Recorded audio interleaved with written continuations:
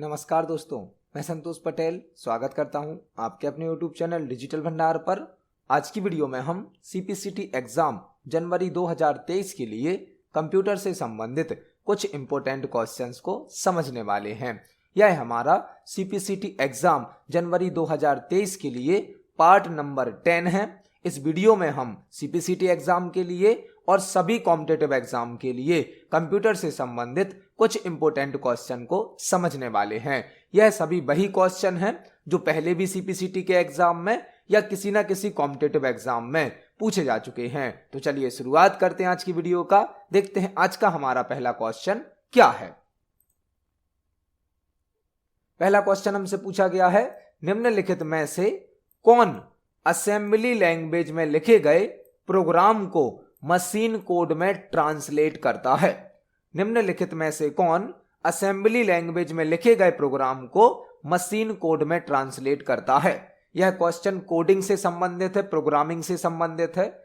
जब हम कोई प्रोग्राम बनाते हैं तो यदि हमने वह प्रोग्राम असेंबली लैंग्वेज में बनाया है, असेंबली लैंग्वेज में, और उस प्रोग्राम को यदि हमें मशीन कोड में बदलना है, जो असेंबली लैंग्वेज है यह सेकंड जनरेशन की प्रोग्रामिंग लैंग्वेज है। सेकंड जनरेशन की असेंबली लैंग्वेज सेकंड जनरेशन की प्रोग्रामिंग लैंग्वेज है और असेंबली लैंग्वेज में नेमोनिक कोड यूज किए जाते हैं। नेमोनिक कोड, नेमोनिक कोड क्या होते हैं? जो कि किसी वर्ड का एक शॉर्टकट होते हैं। फॉर एग्जाम्पल, हमें एडिशन लिखना है तो हम ऐड लिख सकते हैं, हमें सब्ट्रैक्शन लिखना है तो हम सब लिख सकते हैं। तो आपको यहां पर असेंबली लैंग्वेज से संबंधित कई प्रकार के क्वेश्चन तैयार करने हैं। असेंबली लैंग्वेज किस जनरेशन की लैंग्वेज है? सेकंड जनरेशन की। असेंबली लैंग्वेज में नेमोनिक कोड यूज किए जाते हैं। नेमोनिक कोड आपसे पूछा जा सकता है कि कौन सी लैंग्वेज में नेमोनिक कोड यूज किए जाते हैं, तो असेंबली लैंग्वेज में नेमोनिक कोड यूज किए जाते हैं। नेमोनिक कोड क्या होते हैं? किसी वर्ड का शॉर्टकट, शॉर्ट फॉर्म को कहा जाता है नेमोनिक कोड। तो जब हम असेंबली लैंग्वेज में कोई प्रोग्राम बनाते हैं तो उसे मशीन कोड में बदलना होता है। मशीन कोड मतलब 0-1 में, बाइनरी लैंग्वेज में, क्योंकि कंप्यूटर तो 0-1 की लैंग्वेज ही समझता है। तो यदि असेंबली लैंग्वेज में कोई प्रोग्राम बनाया जाता है उसको मशीन कोड में बदलने के लिए असेंबलर का यूज करते हैं। असेंबलर, असेंबली लैंग्वेज को ट्रांसलेट करने के लिए असेंबलर का यूज किया जाता है। असेंबलर क्या होता है? असेंबलर एक लैंग्वेज ट्रांसलेटर है जो कि सिस्टम सॉफ्टवेयर का एग्जाम्पल है। तो इस क्वेश्चन का आंसर क्या होगा? असेंबलर। यहां पर आपको दो क्वेश्चन और तैयार करने हैं। कंपाइलर और इंटरप्रेटर भी सिस्टम सॉफ्टवेयर हैं, लैंग्वेज ट्रांसलेटर हैं, और यह दोनों भी हाई लेवल लैंग्वेज को लो लेवल लैंग्वेज में बदलते हैं। कंपाइलर और इंटरप्रेटर हाई लेवल लैंग्वेज को लो लेवल लैंग्वेज में बदलते हैं, लेकिन कंपाइलर एक साथ कंप्लीट प्रोग्राम को हाई लेवल लैंग्वेज से लो लेवल लैंग्वेज में बदलता है, जबकि इंटरप्रेटर प्रोग्राम को line by line high level language से लो लेवल लैंग्वेज में बदल देता है। तो इस क्वेश्चन का आंसर होगा असेंबलर। देखते हैं हमारे नेक्स्ट क्वेश्चन को। नेक्स्ट क्वेश्चन है, कंप्यूटर प्रोग्रामिंग में ब्लैंक इंस्ट्रक्शन का सेट होता है। इंस्ट्रक्शन मतलब निर्देशों का सेट होता है जो किसी स्पेशल प्रोग्रामिंग लैंग्वेज में लिखा जाता है। कंप्यूटर प्रोग्रामिंग में ब्लैंक इंस्ट्रक्शन का सेट होता है जो किसी स्पेशल प्रोग्रामिंग लैंग्वेज में लिखा जाता है। यह क्वेश्चन भी कोडिंग से, प्रोग्रामिंग से संबंधित है। यहां पर हमसे पूछा गया है कंप्यूटर प्रोग्रामिंग में ब्लैंक इंस्ट्रक्शन का सेट होता है जो किसी स्पेशल प्रोग्रामिंग लैंग्वेज में लिखा जाता है।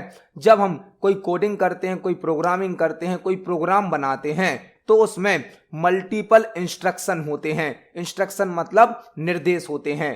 कंप्यूटर में जो प्रोग्राम बनाए जाते हैं, जो सॉफ्टवेयर बनाए जाते हैं, उनके अंदर मल्टीपल इंस्ट्रक्शन होते हैं, मतलब निर्देश होते हैं, और यह किसी ना किसी प्रोग्रामिंग लैंग्वेज में लिखे जाते हैं। तो यहां पर आंसर होगा हमारा कोडिंग। कोडिंग में मल्टीपल इंस्ट्रक्शन का सेट होता है, इसे हम प्रोग्राम भी कह सकते हैं। प्रोग्राम या कोडिंग में मल्टीपल इंस्ट्रक्शन का सेट होता है और इसे किसी स्पेशल प्रोग्रामिंग लैंग्वेज में लिखा जाता है। तो इस क्वेश्चन का आंसर होगा ऑप्शन नंबर डी, कोडिंग। देखते हैं हमारे नेक्स्ट क्वेश्चन को। नेक्स्ट क्वेश्चन है, सिलेक्टेड टेक्स्ट या लाइन को जस्टिफाई अलाइन करने के लिए किस शॉर्टकट की का उपयोग किया जाता है। सिलेक्टेड टेक्स्ट या लाइन को जस्टिफाई अलाइन करने के लिए किस शॉर्टकट की का उपयोग किया जाता है।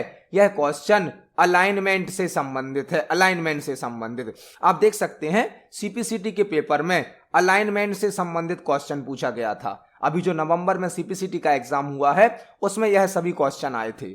हमसे क्या पूछा जा रहा है, सिलेक्टेड टेक्स्ट या लाइन को जस्टिफाई अलाइन करने के लिए किस शॉर्टकट की का उपयोग किया जाता है। यह क्वेश्चन अलाइनमेंट से संबंधित है। अलाइनमेंट कितने प्रकार के होते हैं, 4 प्रकार के। एक होता है लेफ्ट अलाइनमेंट, एक होता है राइट अलाइनमेंट, एक होता है सेंटर अलाइनमेंट, एक होता है जस्टिफाई अलाइनमेंट। यदि आपको लेफ्ट अलाइनमेंट सेट करना है तो Ctrl+L शॉर्टकट की होती है। राइट अलाइनमेंट करना है तो Ctrl+R शॉर्टकट की होती है। यदि सेंटर अलाइनमेंट करना है तो Ctrl+E शॉर्टकट की होती है। और जस्टिफाई अलाइनमेंट के लिए Ctrl+J शॉर्टकट की होती है। तो अलाइनमेंट से संबंधित क्वेश्चन है। इस क्वेश्चन का आंसर क्या होगा, Ctrl+J। Ctrl+J से हम सिलेक्टेड टेक्स्ट को या लाइन को जस्टिफाई अलाइन पर सेट कर सकते हैं। अलाइनमेंट 4 प्रकार के होते हैं, left alignment, right alignment, centre alignment, justify alignment. चारों अलाइनमेंट एमएस वर्ड में होम टैब के अंतर्गत प्राप्त होते हैं और पैराग्राफ सेक्शन में प्राप्त होते हैं। इनको हम प्रैक्टिकली एमएस वर्ड पर देख सकते हैं। तो चलते हैं एमएस वर्ड पर। यह हमारा एमएस वर्ड सॉफ्टवेयर है।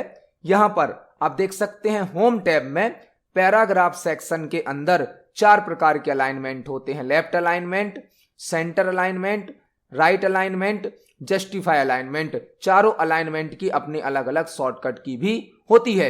एक क्वेश्चन और आपको तैयार करना है, एमएस वर्ड का डिफॉल्ट अलाइनमेंट क्या होता है। डिफॉल्ट अलाइनमेंट वह होता है लेफ्ट अलाइनमेंट। एमएस वर्ड के अंदर डिफॉल्ट अलाइनमेंट क्या होता है, लेफ्ट अलाइनमेंट। तो इस क्वेश्चन का आंसर होगा option number C. Ctrl+J justify alignment के लिए यूज किया जाता है, Ctrl+J। देखते हैं हमारे नेक्स्ट क्वेश्चन को। नेक्स्ट क्वेश्चन है, मॉनिटर के ब्लैंक को हर्ट्ज में मापा जाता है। मॉनिटर के ब्लैंक को हर्ट्ज में कैलकुलेट किया जाता है। यह क्वेश्चन मॉनिटर से संबंधित पूछा गया है। मॉनिटर जो कि एक आउटपुट डिवाइस होती है। मॉनिटर जो कि एक आउटपुट डिवाइस है जो हमें सॉफ्ट कॉपी आउटपुट प्रदान करती है। मॉनिटर एक आउटपुट डिवाइस है जो कि हमें सॉफ्ट कॉपी आउटपुट प्रदान करती है। यह क्वेश्चन मॉनिटर से संबंधित है कि मॉनिटर में किसे हर्ट्ज में नापा जाता है। हर्ट्ज में आपने मॉनिटर के कैरेक्टरिस्टिक्स पढ़े होंगे। कैरेक्टरिस्टिक्स एक होता है रेजोल्यूशन, एक होता है रिफ्रेश रेट और एक होता है डॉट पिच। मॉनिटर के 3 हमारे कैरेक्टरिस्टिक्स होते हैं, resolution, refresh rate, dot pitch. तो जो रिफ्रेश रेट होता है, रिफ्रेश रेट, इसे हर्ट्ज में नापा जाता है। रिफ्रेश रेट को हर्ट्ज में।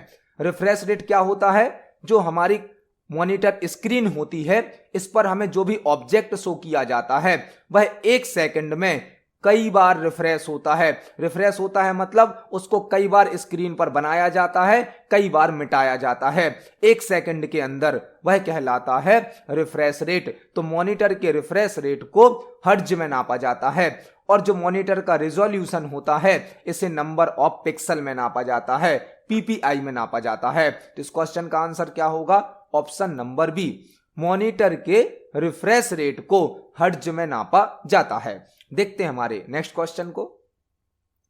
नेक्स्ट क्वेश्चन है, वेब ब्राउजर में सिलेक्टेड टैब को क्लोज करने के लिए किस शॉर्टकट की का उपयोग किया जाता है। वेब ब्राउजर में सिलेक्टेड टैब को क्लोज करने के लिए किस शॉर्टकट की का उपयोग किया जाता है। वेब ब्राउजर क्या होता है, वेब ब्राउजर एक एप्लीकेशन सॉफ्टवेयर होता है। यदि हमें अपने कंप्यूटर पर, मोबाइल में, लैपटॉप में, डेस्कटॉप में कोई भी वेब पेज ओपन करना है या कोई वेबसाइट ओपन करनी है तो हमें वेब ब्राउजर की आवश्यकता होती है। वेब ब्राउजर एक एप्लीकेशन सॉफ्टवेयर होता है जो कि वेबसाइट या वेब पेज को ओपन करने के लिए यूज किया जाता है, जैसे कि Google Chrome, Mozilla Firefox, opera mini, internet explorer, यह सभी वेब ब्राउजर होते हैं। हमसे पूछा गया है वेब ब्राउजर में सिलेक्टेड टैब को क्लोज करने के लिए किस शॉर्टकट की का उपयोग किया जाता है। यहां पर आपको एक साथ 2 क्वेश्चन तैयार करने हैं। यदि वेब ब्राउजर में टैब को क्लोज करना है तो Ctrl+W का यूज करते हैं, Ctrl+W, और नया टैब यदि ओपन करना है नया टैब तो Ctrl+T का यूज करते हैं। Ctrl+T से एक नया टैब ओपन होता है ब्राउजर में, और Ctrl+W से जो भी टैब अभी आपने सेलेक्ट किया है वह क्लोज हो जाता है। तो इस क्वेश्चन का आंसर क्या होगा? Ctrl+W। इसको हम प्रैक्टिकली समझ सकते हैं वेब ब्राउजर पर। यह हमारा वेब ब्राउजर ओपन है। आप देख सकते हैं इसमें दो टैब ओपन है, दो टैब। यदि हमने सेकंड टैब सेलेक्ट किया है और हम Ctrl+W प्रेस करते हैं तो वह टैब क्लोज हो जाता है।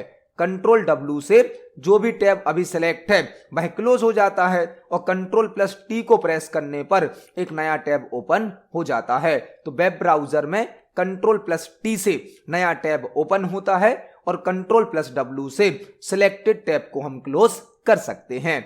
देखते हैं हमारे नेक्स्ट क्वेश्चन को। नेक्स्ट क्वेश्चन है, निम्न में से किस प्रकार के कंप्यूटर को आमतौर पर पोर्टेबल कंप्यूटर नहीं माना जाता है? निम्न में से किस प्रकार के कंप्यूटर को आमतौर पर पोर्टेबल कंप्यूटर नहीं माना जाता है? पोर्टेबल कंप्यूटर कौन से होते हैं?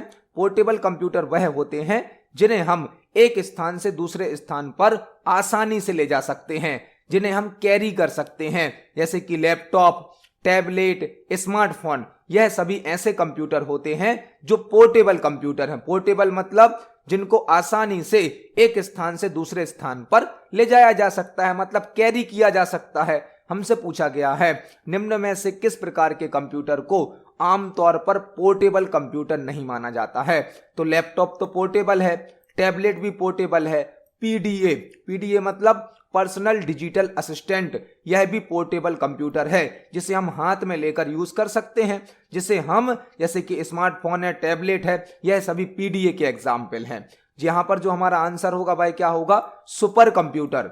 सुपर कंप्यूटर साइज में सबसे बड़ा कंप्यूटर होता है, सबसे अधिक फास्ट होता है, सबसे अधिक महंगा होता है। सुपर कंप्यूटर एक स्पेशल पर्पस कंप्यूटर है जो कि साइज में सबसे बड़ा होता है, सबसे अधिक फास्ट होता है और सबसे अधिक महंगा भी होता है, जो एक साथ लाखों करोड़ों प्रोसेस को एग्जीक्यूट कर सकता है, और यह पोर्टेबल कंप्यूटर नहीं होता है। तो इस क्वेश्चन का आंसर क्या होगा? Option number A, super computer portable computer नहीं माना जाता है। देखते हैं हमारे नेक्स्ट क्वेश्चन को।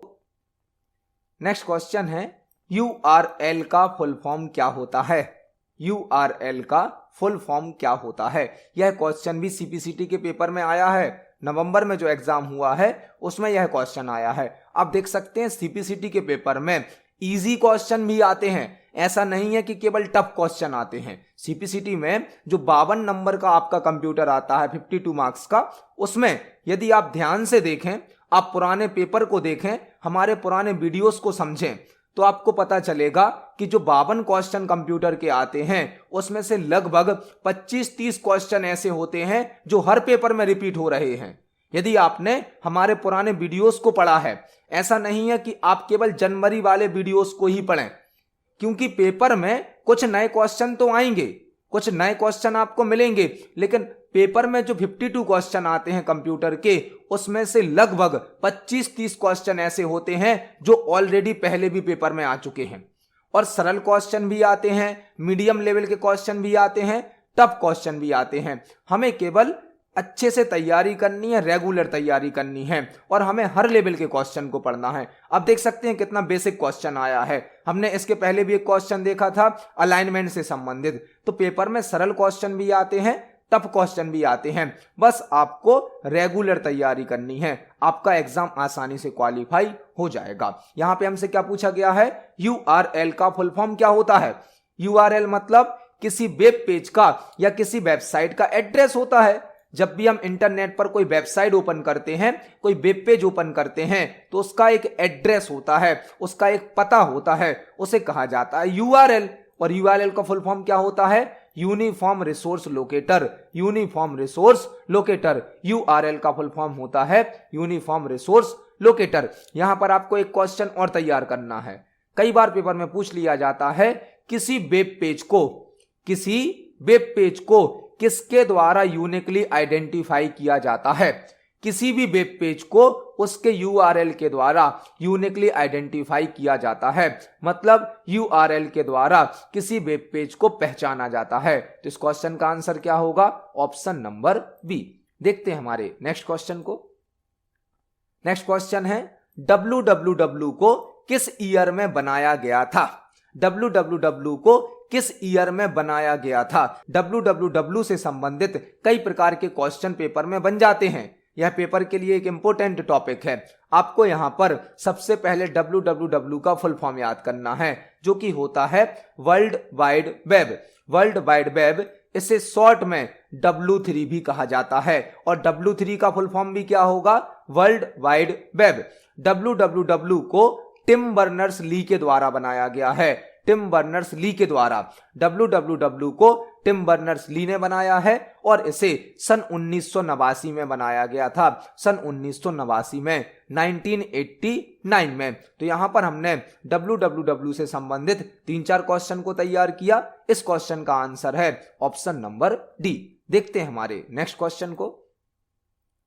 नेक्स्ट क्वेश्चन है ब्लैंक सॉफ्टवेयर वह सॉफ्टवेयर होते हैं जिनका उपयोग यूजर डिफरेंट एक्टिविटीज को परफॉर्म करने के लिए करता है। ब्लैंक वह सॉफ्टवेयर होते हैं जिनका उपयोग यूजर डिफरेंट एक्टिविटीज को परफॉर्म करने के लिए करता है। मतलब ऐसे कौन से सॉफ्टवेयर होते हैं जिन पर यूजर अलग अलग प्रकार के कार्यों को करता है? वह सॉफ्टवेयर जिन पर यूजर अपना कोई वर्क करता है, वह कौन से सॉफ्टवेयर होते हैं? आपने पढ़ा होगा, समझा होगा कि सॉफ्टवेयर 2 प्रकार के होते हैं। एक होते हैं सिस्टम सॉफ्टवेयर, एक होते हैं एप्लीकेशन सॉफ्टवेयर। जो सिस्टम सॉफ्टवेयर होते हैं यह सिस्टम के लिए आवश्यक होते हैं, सिस्टम के लिए, और जो एप्लीकेशन सॉफ्टवेयर होते हैं यह यूजर के लिए आवश्यक होते हैं। यूजर के लिए, यूजर जिन पर वर्क करता है, यूजर अपना टास्क परफॉर्म करता है, कौन से सॉफ्टवेयर पर? एप्लीकेशन सॉफ्टवेयर पर।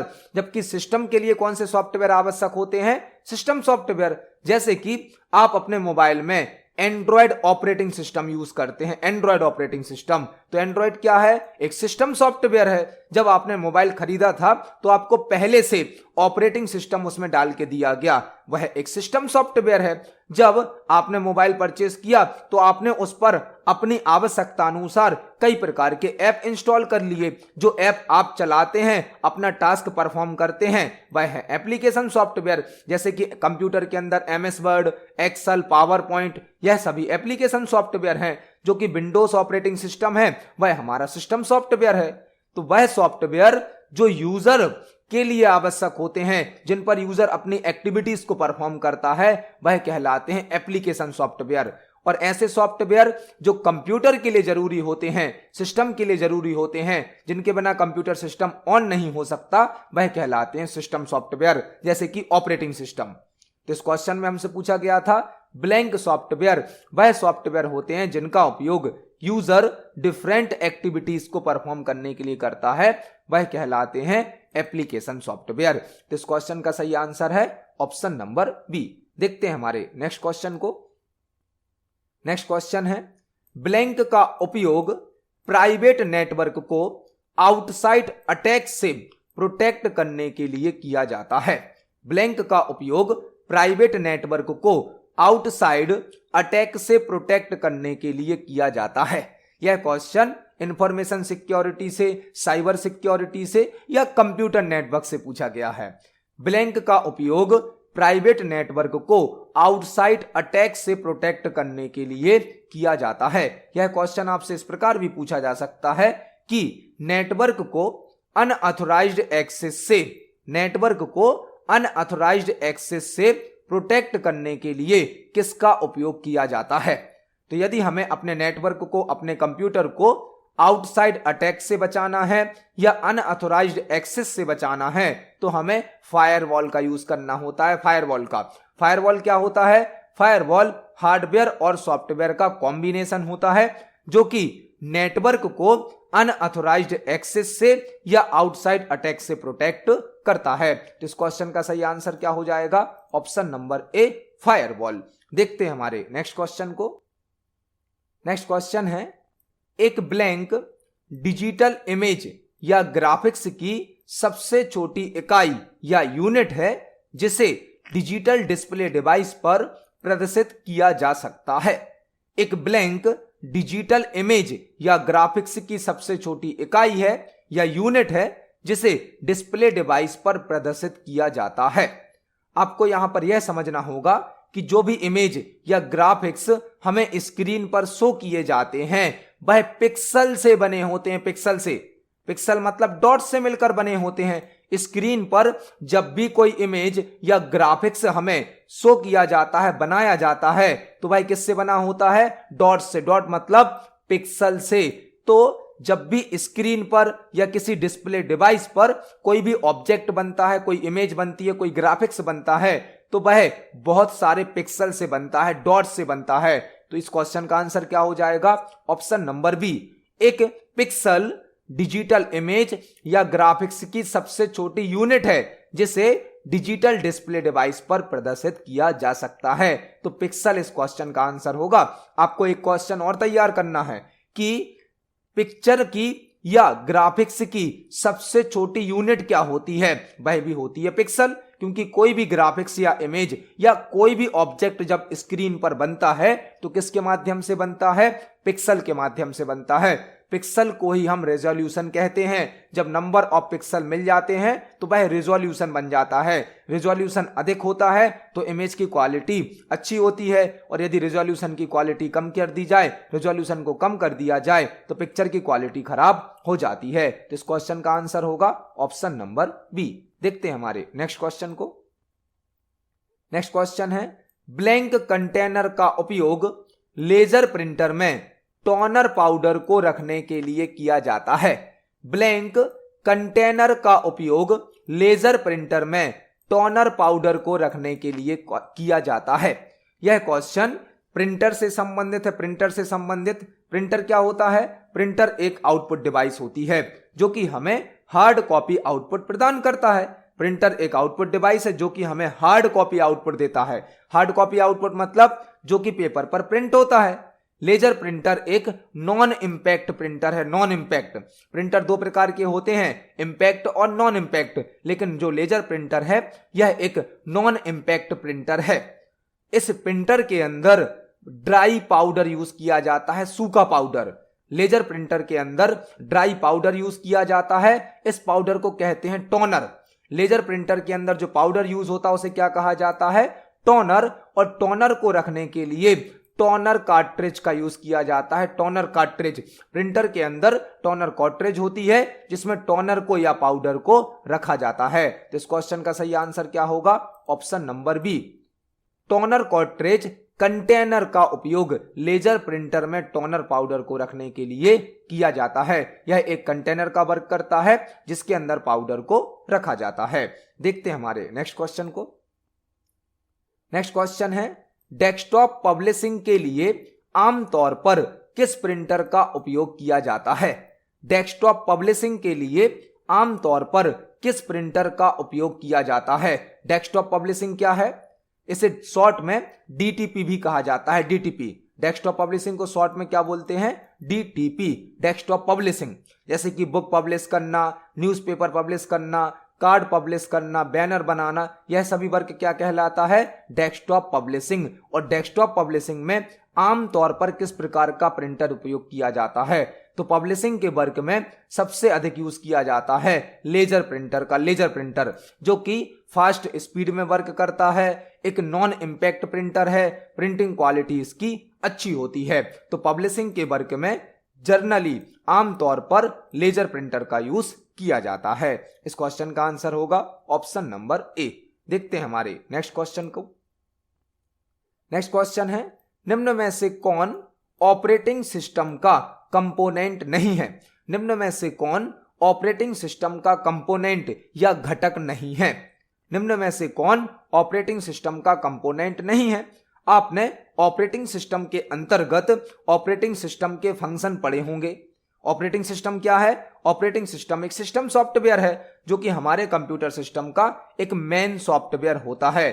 मेन सॉफ्टवेयर है मतलब जब तक हम ऑपरेटिंग सिस्टम को इंस्टॉल नहीं करेंगे तब तक हमारा कंप्यूटर सिस्टम ऑन नहीं हो सकता है और हम किसी भी प्रकार के एप्लीकेशन सॉफ्टवेयर को रन नहीं कर सकते हैं।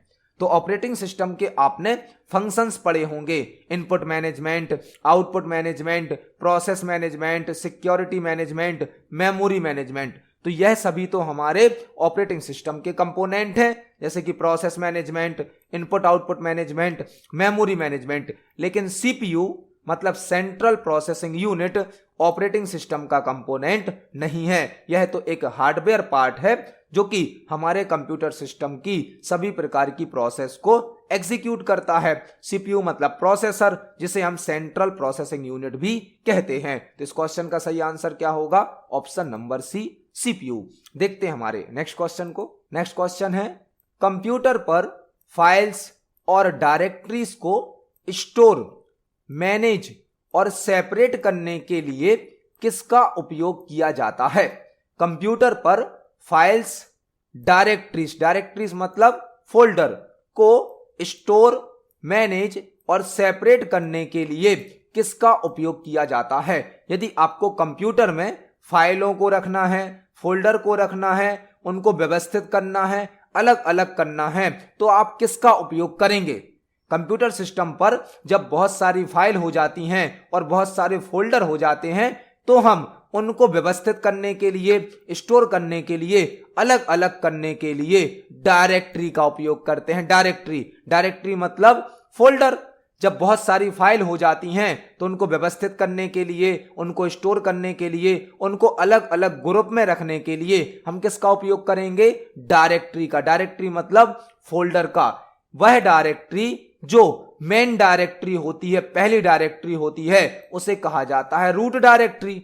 किसी भी स्टोरेज डिवाइस में जो पहली डायरेक्टरी बनती है उसे कहा जाता है रूट डायरेक्टरी। और एक डायरेक्टरी के अंदर मतलब एक फोल्डर के अंदर जो दूसरी डायरेक्टरी होती है उसे कहा जाता है सब डायरेक्टरी। पहले या मेन फोल्डर को कहा जाता है रूट डायरेक्टरी और एक फोल्डर के अंदर जो फोल्डर होता है उसे कहा जाता है सब डायरेक्टरी। मतलब फाइल और फोल्डर को व्यवस्थित करने के लिए हम डायरेक्टरी का यूज करेंगे। जो पहली डायरेक्टरी होती है उसे कहा जाता है रूट डायरेक्टरी और जो डायरेक्टरी के अंदर डायरेक्टरी होती है उसे कहा जाता है सब डायरेक्टरी। तो इस क्वेश्चन का सही आंसर होगा ऑप्शन नंबर सी। देखते हैं हमारे नेक्स्ट क्वेश्चन को। नेक्स्ट क्वेश्चन है, एमएस वर्ड के किस टैब में वाटरमार्क ऑप्शन प्राप्त होता है? एमएस वर्ड के किस टैब में वाटरमार्क ऑप्शन प्राप्त होता है? वाटरमार्क ऑप्शन क्या है? जिससे हम पेज के बैकग्राउंड में कोई टेक्स्ट, कोई कलर या कोई ग्राफिक्स सेट कर सकते हैं। वाटरमार्क के द्वारा हम पेज के बैकग्राउंड में कोई इंफॉर्मेशन या इमेज को शो कर सकते हैं। हमसे पूछा गया है कि एमएस वर्ड के किस टैब में वाटरमार्क ऑप्शन प्राप्त होता है? तो वाटरमार्क पेज की डिजाइनिंग से संबंधित है, डिजाइनिंग से। और डिजाइनिंग के सारे ऑप्शन कहां मिलते हैं हमें? डिजाइन टैब में। जैसे कि theme, page colour, border, watermark, यह सभी ऑप्शन हमें कहां प्राप्त होते हैं? डिजाइन टैब में। तो इस क्वेश्चन का सही आंसर क्या हो जाएगा? Option number B, design tab. इसको हम प्रैक्टिकली भी देख सकते हैं एमएस वर्ड पर।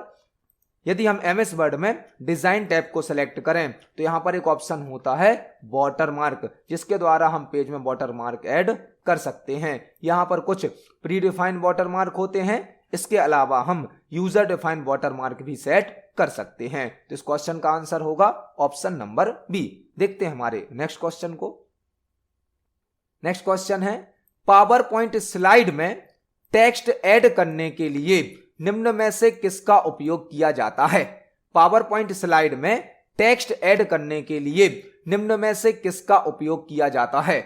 यदि आपको पावर पॉइंट की स्लाइड पर कोई भी टेक्स्ट जोड़ना है, कोई भी टेक्स्ट लिखना है, तो आप किसका उपयोग करेंगे? पावर पॉइंट की स्लाइड क्या होती है? स्लाइड मतलब पावर पॉइंट का पेज। स्लाइड मतलब क्या है? पावर पॉइंट का पेज। हम पावर पॉइंट में जो प्रेजेंटेशन बनाते हैं उसके अंदर जो पेज होते हैं उन्हें कहा जाता है स्लाइड। और यदि हमें स्लाइड पर कोई भी नया टेक्स्ट ऐड करना है, टेक्स्ट टाइप करना है, तो हम टेक्स्ट बॉक्स का यूज करते हैं। टेक्स्ट बॉक्स का, टेक्स्ट बॉक्स के अंदर टेक्स्ट को टाइप किया जाता है। तो इस क्वेश्चन का आंसर क्या होगा? Option number A, text box. Text box के अंदर टेक्स्ट को टाइप किया जा सकता है। इसको हम प्रैक्टिकली भी समझ सकते हैं।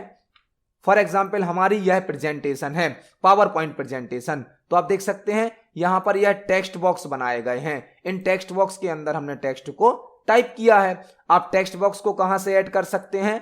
आपको इंसर्ट टैब को सिलेक्ट करना है पावर पॉइंट में। यहां पर एक ऑप्शन होता है टेक्स्ट बॉक्स। आप टेक्स्ट बॉक्स को सिलेक्ट करें और जहां भी आपको कोई टेक्स्ट लिखना है वहां पर एक एरिया ड्रॉ करें। इस एरिया के अंदर आप कोई भी टेक्स्ट टाइप कर सकते हैं। तो पावर पॉइंट स्लाइड पर यदि हमें टेक्स्ट ऐड करना है तो हम टेक्स्ट बॉक्स का यूज कर सकते हैं। देखते हैं हमारे नेक्स्ट क्वेश्चन को। नेक्स्ट क्वेश्चन है, निम्न में से कौन सा एमएस एक्सेल में मिक्स्ड सेल रेफरेंस का एग्जाम्पल है? निम्न में से कौन सा एमएस एक्सेल में मिक्स्ड सेल रेफरेंस का एग्जाम्पल है? यदि आपने हमारी प्रीवियस वीडियो को देखा है तो आपको इस क्वेश्चन का आंसर जरूर पता होगा। जो एमएस एक्सेल है इसका जो पेज होता है, पेज को कहा जाता है वर्कशीट। एक वर्कशीट मल्टीपल रो और कॉलम का कलेक्शन होती है। एक वर्कशीट मल्टीपल रो और कॉलम का कलेक्शन होती है। एक रो और कॉलम जब मिलता है तो एक सेल क्रिएट होता है। मतलब रो और कॉलम के इंटरसेक्शन को सेल कहा जाता है। हम एक्सेल में जो भी डेटा टाइप करते हैं वह सेल में टाइप होता है। हर सेल का अपना एक यूनिक एड्रेस होता है जिसके द्वारा सेल को पहचाना जाता है। हर सेल का अपना क्या होता है? एक यूनिक एड्रेस होता है। सेल एड्रेस में पहले कॉलम का नाम आता है, फिर रो का नंबर आता है। सेल एड्रेस कैसे बनता है? कॉलम का नाम और रो का नंबर। हर सेल का अपना एक एड्रेस होता है जिसमें पहले कॉलम का नाम आता है, फिर रो का नंबर आता है। एक्सेल में जो सेल के एड्रेस होते हैं या रेफरेंस होते हैं वह 3 प्रकार के होते हैं। एक होता है रिलेटिव सेल एड्रेस, रिलेटिव, जिसमें हम सेल एड्रेस को इस प्रकार से लिखते हैं A5, मतलब ए कॉलम 5 नंबर की रो, ए कॉलम 5 नंबर की रो, यह कहलाएगा हमारा रिलेटिव सेल एड्रेस। यदि हम दूसरा सेल एड्रेस देखें तो वह होता है absolute cell address. Absolute cell address, absolute मतलब जो कि फिक्स होता है, जिसे चेंज नहीं किया जा सकता। इसके लिए डॉलर सिंबल का यूज करते। डॉलर, हमें कॉलम के आगे और रो के आगे डॉलर का साइन लगाना होता है, तो हम लिखेंगे $A $5। यह बन गया हमारा एब्सोल्यूट सेल एड्रेस। तीसरा होता है मिक्स्ड सेल रेफरेंस या मिक्स्ड सेल एड्रेस। इसमें क्या होता है? इसमें आधा पार्ट रिलेटिव सेल एड्रेस का होता है और आधा पार्ट एब्सोल्यूट सेल एड्रेस का होता है। मतलब हम रो या कॉलम में से किसी एक को रिलेटिव बना देंगे और किसी एक को एब्सोल्यूट बना देंगे। जैसे हमने कर दिया, हमने कॉलम को एब्सोल्यूट बना दिया डॉलर लगाकर, लेकिन रो को हमने एब्सोल्यूट नहीं बनाया, हमने लिखा है केवल 5। तो यह कहलाएगा मिक्स्ड सेल रेफरेंस या मिक्स्ड सेल एड्रेस। रिलेटिव कौन सा होता है? जिसमें केवल कॉलम का नाम और रो का नंबर होता है जो कि चेंज हो सकता है। और एब्सोल्यूट सेल एड्रेस क्या होता है? जो कि फिक्स सेल एड्रेस होता है जिसमें डॉलर का यूज किया जाता है। कॉलम के आगे और रो के आगे डॉलर लगा दिया जाता है। इन दोनों को मर्ज करने पर, मिला देने पर बन जाती है मिक्स्ड सेल रेफरेंसिंग, जिसमें रो या कॉलम में से किसी एक को रिलेटिव बनाया जाता है, किसी एक को एब्सोल्यूट बनाया जाता है। तो यहां पर आप देख सकते हैं जो पहला ऑप्शन है यह तो रिलेटिव सेल एड्रेस है, दूसरा जो ऑप्शन है यह एब्सोल्यूट सेल एड्रेस है, तीसरा जो ऑप्शन है यह रॉन्ग एड्रेस है। क्यों? क्योंकि इसमें डॉलर पहले आ सकता है, पहले कॉलम का नाम बाद में डॉलर नहीं आ सकता है। और यहां पर जो ऑप्शन नंबर डी है यही हमारा आंसर है। इसमें कॉलम को एब्सोल्यूट बनाया गया है डॉलर के साथ और रो को एब्सोल्यूट नहीं बनाया गया है। तो इस क्वेश्चन का आंसर होगा option number D. Option number D में जो हमें एड्रेस दिया गया है वह एक मिक्स्ड सेल रेफरेंस है या मिक्स्ड सेल एड्रेस है, क्योंकि इसमें कॉलम है एब्सोल्यूट और रो है रिलेटिव। तो इस क्वेश्चन का आंसर होगा ऑप्शन नंबर डी। देखते हैं हमारे नेक्स्ट क्वेश्चन को। नेक्स्ट क्वेश्चन है, निम्नलिखित में से कौन एक कंपनी है जो किसी ऑर्गेनाइजेशन और होम यूजर को इंटरनेट एक्सेस प्रोवाइड करती है? निम्नलिखित में से कौन एक कंपनी है जो किसी ऑर्गेनाइजेशन मतलब किसी संस्था और होम यूजर को इंटरनेट एक्सेस प्रोवाइड करती है? यह क्वेश्चन आपसे इस प्रकार भी पूछा जा सकता है कि यूजर को इंटरनेट की सर्विस कौन प्रदान करता है? वह कहलाता है ISP। ISP कुछ कंपनियां हैं जो यूजर को इंटरनेट की सुविधा प्रदान करती हैं, ISP। और ISP का फुल फॉर्म क्या होता है? Internet service provider. Internet service provider कुछ कंपनियां होती हैं जो यूजर को और ऑर्गेनाइजेशंस को इंटरनेट की सुविधा उपलब्ध कराती हैं। इन्हें शॉर्ट में कहा जाता है ISP और इनका फुल फॉर्म क्या होता है? Internet service provider. तो इस क्वेश्चन का सही आंसर क्या होगा? Option number A. Internet service provider user को या किसी ऑर्गेनाइजेशन को इंटरनेट का एक्सेस प्रोवाइड करती हैं। देखते हैं हमारे नेक्स्ट क्वेश्चन को। नेक्स्ट क्वेश्चन है, निम्नलिखित में से कौन सा कीबोर्ड शॉर्टकट डॉक्यूमेंट में सभी टेक्स्ट का चयन करने के लिए उपयोग किया जाता है? निम्नलिखित में से कौन सा कीबोर्ड शॉर्टकट डॉक्यूमेंट में सभी टेक्स्ट का चयन करने के लिए उपयोग किया जाता है? मतलब यदि आपको डॉक्यूमेंट में ऑल टेक्स्ट को सिलेक्ट करना है तो आप कौन सी शॉर्टकट की यूज करेंगे? Ctrl+A। इतना इजी क्वेश्चन भी पेपर में आता है। इस प्रकार के क्वेश्चन भी पेपर में आते हैं CPCT के। हमसे क्या पूछा गया है? यदि हमें डॉक्यूमेंट का कंप्लीट टेक्स्ट सिलेक्ट करना है, पूरा टेक्स्ट सिलेक्ट करना है, तो हम कौन सी शॉर्टकट की का यूज करेंगे? आपने Ctrl+A को पढ़ा होगा। Ctrl+A मतलब सेलेक्ट ऑल। सेलेक्ट ऑल से हम कंप्लीट डॉक्यूमेंट को सिलेक्ट कर सकते हैं, जबकि Ctrl+S शेप की शॉर्टकट की है, Ctrl+F फाइंड की शॉर्टकट की है, Ctrl+B बोल्ड की शॉर्टकट की है। तो यहां पर इस क्वेश्चन का आंसर क्या हो जाएगा? Option number A. डॉक्यूमेंट में कंप्लीट टेक्स्ट को या सभी टेक्स्ट को सिलेक्ट करने के लिए, चयन करने के लिए Ctrl+A का यूज किया जाता है। इसको हम प्रैक्टिकली MS वर्ड पर भी देख सकते हैं। यह हमारी MS वर्ड की फाइल है। यदि हमें पूरा टेक्स्ट एक साथ सिलेक्ट करना है तो हम Ctrl+A का यूज कर सकते हैं। Ctrl+A सिलेक्ट ऑल की शॉर्टकट की होती है। तो इस क्वेश्चन का सही आंसर क्या होगा? Option number A. तो आज की वीडियो में हमने CPCT एग्जाम के लिए और सभी प्रकार के कॉम्पिटिटिव एग्जाम के लिए कंप्यूटर से संबंधित 20 इंपोर्टेंट क्वेश्चंस को समझा है। जब हमने एक क्वेश्चन को समझा तो उससे संबंधित हमें कई प्रकार के और भी क्वेश्चन तैयार करने मिल जाते हैं। आप इन सभी क्वेश्चंस को पढ़ें, समझें। यदि आपका कोई क्वेश्चन है, कोई डाउट है तो कमेंट सेक्शन में जरूर पूछिए। वीडियो पसंद आता है तो वीडियो को लाइक करें, ज्यादा से ज्यादा शेयर करें। मिलते हैं अगली वीडियो में। धन्यवाद।